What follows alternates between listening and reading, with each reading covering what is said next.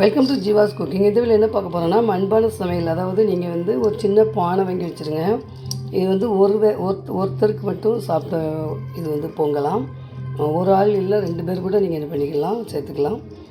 இதில் சமைச்சு சாப்பிட ரொம்ப நல்லது அப்படின்னு நீங்கள் கேள்விப்பட்டிருப்பீங்க. நம்ம ஏற்கனவே சில்வர் பாத்திரம், நான்ஸ்டிக்கு, குக்கர் எல்லாமே நம்ம சமைச்சு பார்த்துருப்போம். ஆனால் இந்த மண்பானையில் சமைச்சா என்ன அப்படிங்கிறத நீங்கள் சாப்பிட்டு பார்த்துட்டு நீங்கள் இதை அமல்படுத்துங்க. இது மாதிரி ஒரு பானை வாங்கியிருக்கேன் நான், பாருங்கள். இது ஒருத்தர் இல்லை 2 பேருக்கு வச்சுக்கலாம் சாப்பாடை. இப்போ இதில் நான் 1 டம்ளர் அரிசி போட போகிறேன்.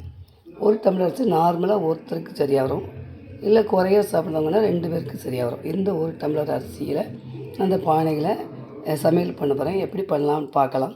இதுக்கு 1 டம்ளர் அரிசினா 2 டம்ளர் தண்ணி நம்ம இதில் சேர்த்து கொதிக்க விடலாம். கொதிக்க விட்டுட்டு அரிசியை நிச்சயலாம் போடலாம். பார்க்கலாம்.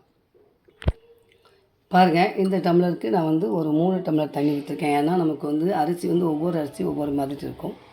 நான் 3 டம்ளர் தண்ணி ஊற்றிருக்கேன். இப்போ நம்ம கொதிக்க விட்டுடலாம். தண்ணி கொதித்த உடனே நம்ம என்ன பண்ணிடலாம், அரிசியை கழுவி உள்ளே போட்டுடலாம். இப்போ பாருங்கள், தண்ணி கொதிச்சுட்டு நம்ம என்ன பண்ணிடலாம், அரிசியை கழுவி போட்டுடலாம்.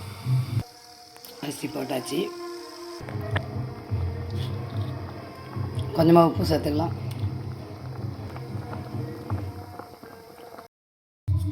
பாருங்கள்,